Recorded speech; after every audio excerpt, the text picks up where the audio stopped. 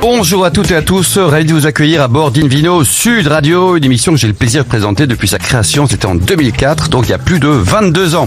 Aujourd'hui, nous sommes en plein soleil, accueillis en Bourgogne, plus précisément dans le Mâconnais, par la cave de l'Uni pour célébrer son 100e anniversaire. Et oui, c'est cette année, et on salue tous nos auditeurs, notamment ceux qui nous écoutent à Lyon sur 105.8. À mes côtés, pour co-animer cette émission, Bernard Neveu, himself, un chef sommelier exécutif du groupe Ducasse. Bonjour Bernard. Bonjour Alain. Alors racontez-nous, il y a combien d'établissements au total dans le groupe? On a un peu plus d'une trentaine d'établissements dans le monde sur à peu près 10 pays. Et c'est vous qui achetez les vins et les spiritueux, donc vous êtes hyper courtisé, non? C'est ça, je suis courtisé, mais on sélectionne les jolies choses et on a un spectre d'achat qui est quand même assez large. Ouais, et surtout français quand même. Hein. Majoritairement français. À côté de nous également Stéphane Garrigue, le directeur général de la cave de l'Uni. Bonjour Stéphane. Bonjour. Et alors joyeux anniversaire, parce que 100 ans, ça fait chaud au cœur, non? Ça réveille les choses, non? Ah ben on tient le coup depuis 100 ans, la cave de l'Uni toujours là. Bon, en tout cas, merci de nous accueillir pendant ces 2 jours. On a également à côté de nous Emmanuel Nolin et Aurélien Gaud. Bonjour à tous les deux. On va parler de plein de choses avec vous. Bernard, on commence par cette problématique historique. Le Mâconnais, est-ce que c'est le plus grand vignoble de Bourgogne ou pas? C'est à mon sens, en tout cas, un vignoble qui est historique déjà. On va pas remonter jusqu'à la période gallo-romaine quand même, mais c'est historique et c'est en même temps aussi, je trouve, un vignoble qui est follement contemporain.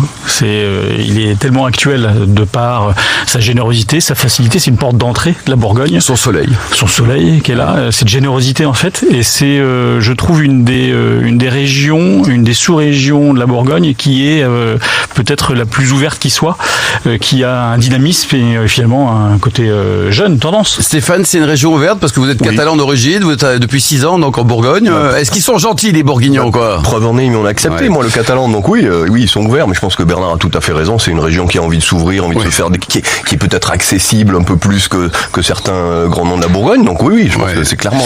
Emmanuel et Aurélien, donc vous êtes viticulteurs tous les deux, donc on va parler du néo-vigneron. Emmanuel, vous avez combien d'hectares au total? Moi, c'est une exploitation familiale de 4 hectares. 4 hectares. Je me suis agrandi quand je me suis installé en 2013, donc depuis cette date. Et vous, Aurélien, vous êtes un jeune vigneron, vous avez quel âge? 30 ans? J'ai 31, je vais avoir 31 ans cette année. Ouais. Vous avez de la chance, vous savez que vous avez de la chance. Combien d'hectares vous avez?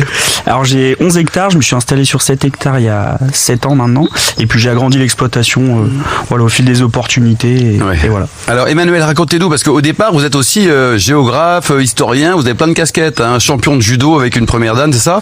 L'histoire de cette cave de l'Uni, tout débute en 1926. Alors racontez-nous ce qui s'est passé, parce qu'il y a eu rapidement, on va dire, une association à 3, si je puis dire.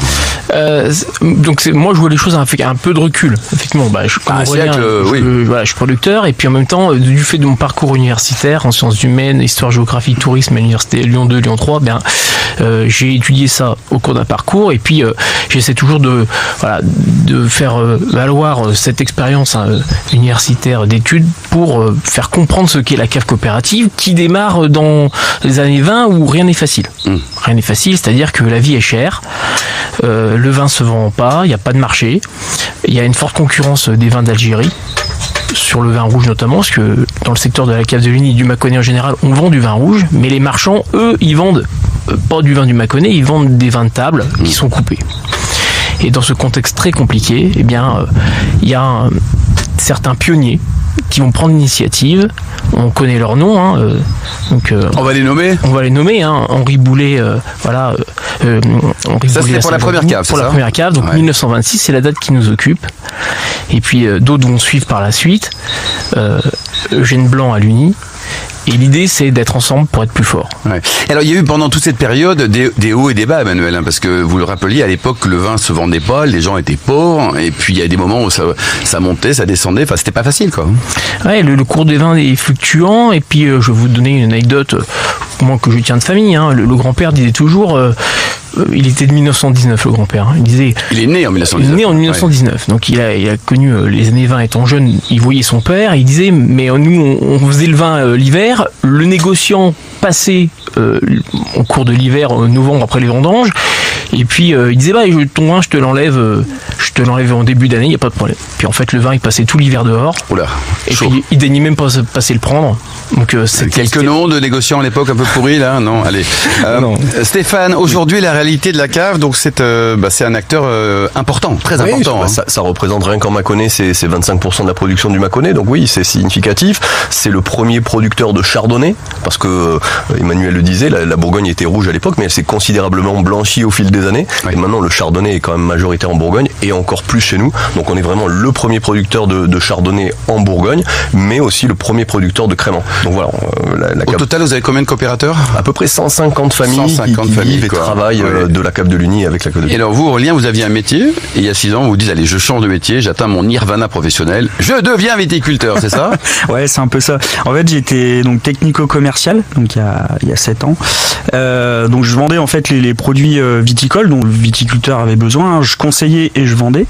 Et il se trouve que j'avais un client qui était mon oncle, voilà, et qui m'a proposé un an avant de partir en retraite, parce que ça se prépare quand même la transmission d'une exploitation, qui me dit écoute, j'ai 25 hectares de vignes à laisser, voilà, je pars en retraite, est-ce que ça t'intéresse ?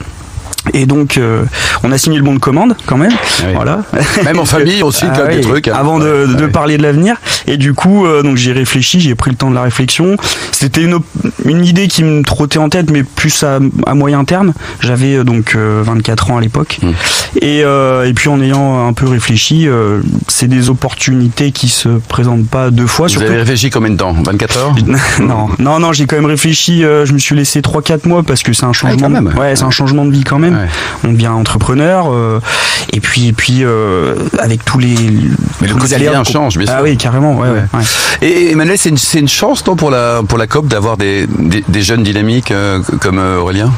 C'est la nouvelle génération qui apporte du sang neuf, moins d'a priori peut-être, qui a connu le salariat aussi, parce que c'est important d'avoir connu le salariat pour ensuite gérer les salariés. Donc en termes de ressources humaines, je pense que c'est une expérience qui est pas négligeable. Et puis ça amène, comme je disais en introduction, du recul sur les choses. Et au sein du conseil d'administration, je sais pas, le directeur pourra peut-être en témoigner, mais c'est vrai qu'il y a un dynamisme. On sent que ça répond, ça pose des questions, et c'est notamment dû au fait que les nouveaux jeunes installés, on n'est pas les seuls avec Aurélien, ils ont connu d'autres choses, ils ont vinifié dans des caves particulières parfois. Ouais. Ils sont revenus à la maison, quoi. Ils sont revenus à la maison et avec un bagage qui fait que la cave va s'enrichir. Bon, précisons quand même qu'Emmanuel sera jeune papa au mois de juillet, c'est quand même vraiment très important. Oui. À quel âge là, Emmanuel ? J'ai 47 ans cette année là, et effectivement donc c'est prévu un nouveau changement. Il faudra s'adapter entre les activités touristiques et la viticulture. Et puis voilà, il faut pas tout laisser à madame, quoi. Bernard, ce statut de la coopération, vous en pensez quoi ? Parce qu'en théorie, c'est un statut qui est juste génial, avec une création de valeur pour tout le monde, en théorie. Ouais, c'est exactement ça. Alors, le sens pour moi d'une coopération, c'est d'amener les différents exploitants et les monter le niveau, les aider, et tout seul on va plus vite mais on va moins loin. Ouais. Et je trouve justement la cave coopérative, justement c'est le sujet, c'est d'aller plus loin. Stéphane, parfois il y a une image qui est pas bonne, et là il faut leur tordre le cou. Il y a des super vins dans beaucoup de caves coopératives dans toutes les régions de France. Mais justement, grâce au fait que ça soit une cave coopérative, Bernard l'a très bien dit, c'est une mutualisation de moyens qui nous permet d'investir sur des outils performants, sur un travail collectif, de l'entraide, et voilà, donc on investit chaque année nous de façon considérable dans tous les outils de vinification, dans tous les outils de stockage, et c'est pour et uniquement faire du vin de grande qualité, oui. Oui, Emmanuel, il y a beaucoup de femmes qui travaillent avec vous, parce que là, le plateau, il n'y a que des garçons, là, ça va pas du tout. Alors, le rôle des femmes, il est essentiel, mais souvent invisible.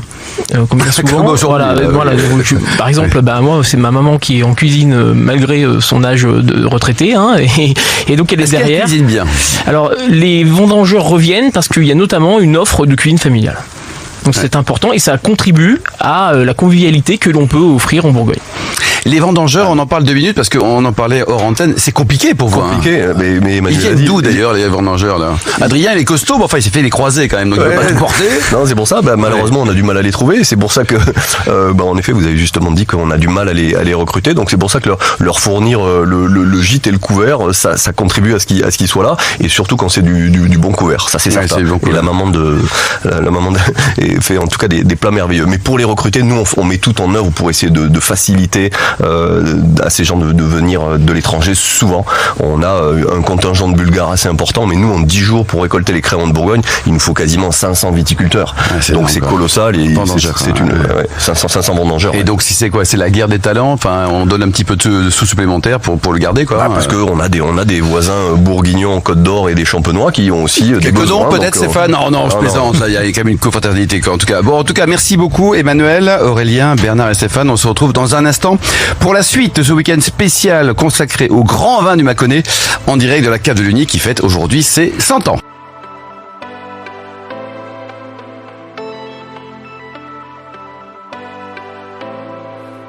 To